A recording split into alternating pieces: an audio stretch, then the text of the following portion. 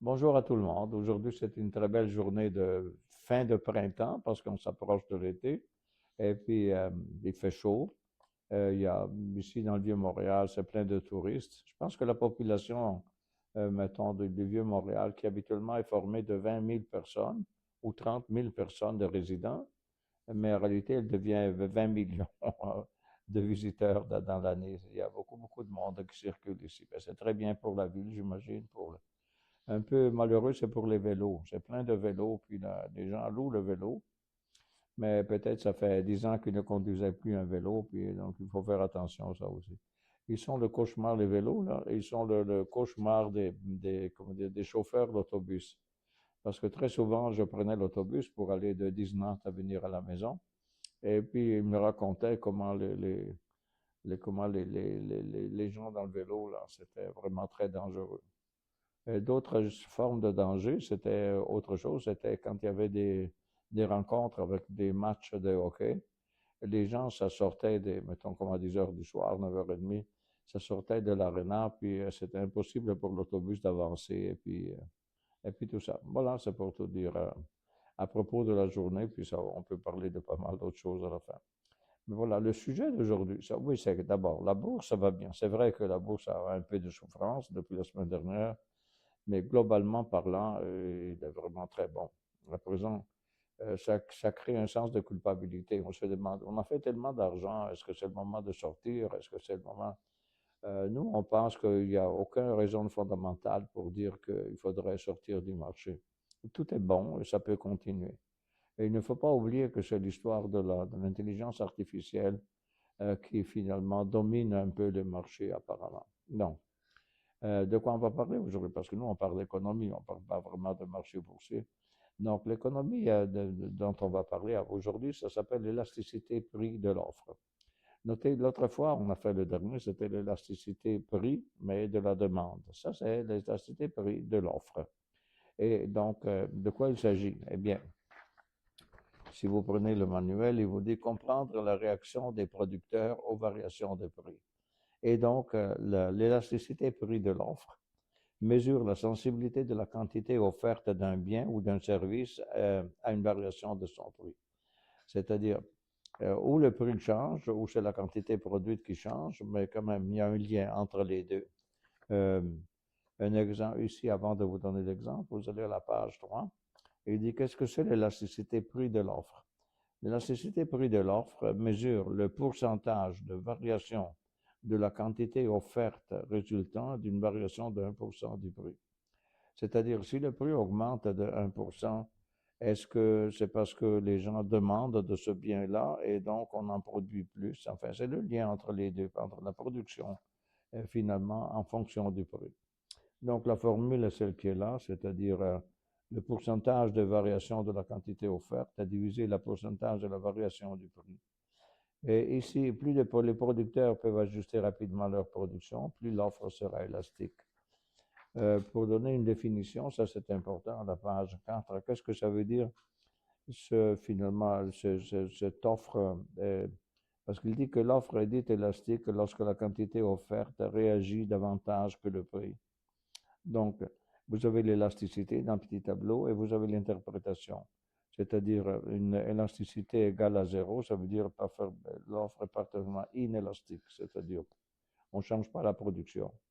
Euh, S'il va de zéro à moins 1, finalement, ouais, c'est ça, de 1 à zéro ou de zéro à 1, finalement, l'offre est inélastique.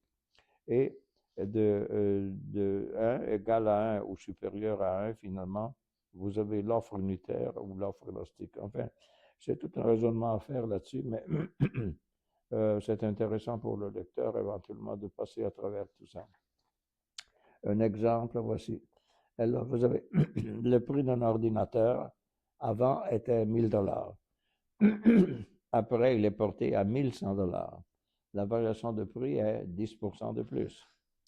La quantité offerte était 5000 unités et à présent, avec l'augmentation donc de la variation du prix, on en produit 6000. Pourquoi? Mais la compagnie, vu qu'elle vend facilement ses inventaires, et donc elle en produit plus, et puis finalement, ben, augmente aussi le prix. Donc là ici, dans cet exemple ici, vous avez La quantité offerte avant, c'était 5000 unités, après, c'était 6000 unités, et la variation a été donc de plus 20%. Donc 20%, c'est de 5000 à 6000. Et la variation de prix a été de 1000 à 1100, donc une variation de 10%. Donc l'équation est de diviser le 20% par le 10% et dit égal à 2.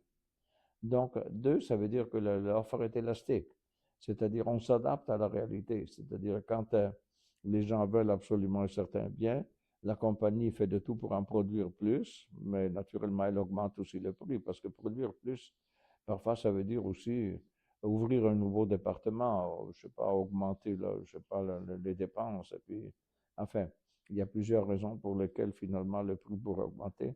Mais ici, on parle simplement du prix par rapport à la quantité de la quantité de produits par rapport au désir des gens d'avoir ce bien-là. Donc, la conclusion, si vous êtes, comment dire, à une variation de 2, d'élastique égale à 2, l'offre est élastique, une hausse de prix de 10% entraîne une augmentation de l'offre de 20%. Les producteurs réagissent fortement à l'incitation du prix. Bon, ben, je ne sais pas si c'est clair, mais finalement, il dit une hausse de prix de 10% entraîne une augmentation de l'offre de 20%. C'est ça, c'est logique aussi finalement de lier les deux comme ça.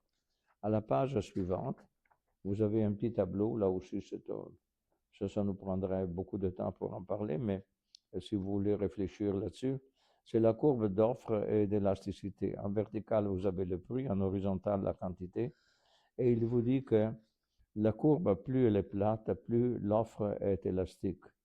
Et si la courbe, plus elle est verticale, l'offre est moins élastique, c'est-à-dire la quantité est fixe pour un prix qui monte. La pente de la courbe permet de visualiser la capacité des producteurs à ajuster leur production. Les facteurs influençant l'élasticité. Le temps disponible. Court terme offre souvent inélastique. Le long terme offre plus élastique. Parce que là aussi, imaginez l'immobilier, c'est du court terme, le long terme, donc il faut faire les différences entre les deux. Capacité de production inutilisée, usine sous-utilisée, main-d'œuvre disponible. 3. Mobilité des ressources, facilité à déplacer le capital et le travail. Donc, il nous dit que le temps constitue généralement le facteur le plus important, parce qu'il faut s'adapter à des changements de production et puis tout ça. Donc, à court terme versus long terme. Un exemple ici, c'est le pétrole. Dans le court terme, il y a peu de nouveaux puits pour sortir le pétrole. Et donc, l'offre est rigide dans le court terme. Mais dans le long terme, il y a l'exploration, l'investissement, les nouvelles technologies, et l'offre devient plus élastique. Donc, le court terme, il n'est pas élastique, tandis que le long terme finalement est élastique. Le marché pétrolier illustre bien la différence entre les horizons temporels. Les cas extrêmes, vous les avez ici sur le tableau de la page 9. Vous avez offre parfaitement inélastique, c'est-à-dire la quantité est fixe et le prix monte. Ça, c'est le cas, par exemple, des œuvres d'art. Un exemple qui est cité ici. L'œuvre d'art, c'est l'œuvre d'art, il y en a une, puis c'est tout. Là. Donc, on ne peut pas multiplier les œuvres d'art. Et donc, finalement, plus on en désire, plus le prix monte. Tandis que l'offre parfaitement élastique, c'est une ligne horizontale, et elle nous dit qu'on a finalement, c'est les marchés parfaitement concurrentiels théoriques, c'est-à-dire finalement l'offre peut être, finalement l'offre, la quantité est grandie avec un prix qui est fixe. Ces cas sont surtout utiles pour comprendre les limites théoriques du concept. Donc le concept a l'air finalement, ça a l'air simple à penser, mais quand même, économiquement, c'est toute une aventure. Les applications pratiques, entreprises, décisions d'investissement, expansion de la production, les gouvernements. Finalement, ces applications pratiques, c'est que les entreprises, naturellement, jugent le marché, la production et tout ça. Ensuite, les gouvernements, ils font des prévisions fiscales, politiques publiques. Les investisseurs, ils font l'analyse sectorielle, prévision de profit. L'élasticité de l'offre influence directement l'efficacité des politiques économiques. Parce que l'économie, on n'a pas une économie qui est dans laquelle finalement l'État est en dehors de l'économie. L'État est un moteur de l'économie. Exemple, au marché immobilier, ça c'est un exemple, élasticité de l'offre des logements à Montréal. À court terme, peu de terrain disponible, hein. Moi, je le vois ici à Montréal, dans le vieux Montréal. Ça, avant, c'était plein de terrains libres, finalement, maisons qui avaient brûlé ou je sais pas, des choses démolies, puis tout ça. Et puis, donc, c'était plein de places libres. Aujourd'hui, il n'y en a plus. Tout est occupé. C'est plein de gratte-ciel, la présence, c'est plein de constructions. Donc, finalement, à court terme, peu de terrain disponible, délai réglementaire, naturellement, parce que il faut toujours tenir compte du milieu, tout ça, et l'offre est relativement inélastique. Dans le long terme, il y a de nouveaux projets de construction, il y a une construction donc qui augmente, et l'offre devient plus élastique. L'immobilier est un excellent exemple d'offre rigide à court terme. Ça permet de comprendre l'esprit finalement de ce concept-là. Élasticité de l'offre et taxation. Qui supporte la taxe? C'est-à-dire le gouvernement dans tout ça il impose des taxes sur les gouvernements et puis, pardon, sur les entreprises et puis sur les consommateurs. Donc, lorsque l'offre est très inélastique, les producteurs absorbent une grande quantité de la taxe. Très élastique, les consommateurs supportent davantage la taxe. Parce que dans le très élastique, ça veut dire que le prix varie en fonction de la quantité de produits faits, de production faite. Et donc, finalement, ça veut dire ils payent plus cher, finalement, les consommateurs pour avoir leurs produits. Non, il nous dit très élastique. Les consommateurs supportent davantage la taxe dans le cas donc de l'élasticité. Illustration, une taxe de $100 sur un produit, si c'est une offre inélastique, le profit du producteur va à la baisse. La petite flèche que vous avez là indique à la baisse. L'offre élastique devient prix payé par le consommateur et naturellement la taxe augmente. Prix payé par le consommateur augmente. La répartition du fardeau fiscal dépend fortement de l'élasticité relative de l'offre et de la demande. Comme vous voyez, c'est un concept vraiment complexe. Il faut lire ça en fonction de l'autre qu'on avait fait la semaine dernière sur l'élasticité de l'élasticité prix de la demande. Mais peut-être l'offre la plus intéressante à comprendre à tout le principe. Et c'est tout pour aujourd'hui. Et voilà, bonne journée.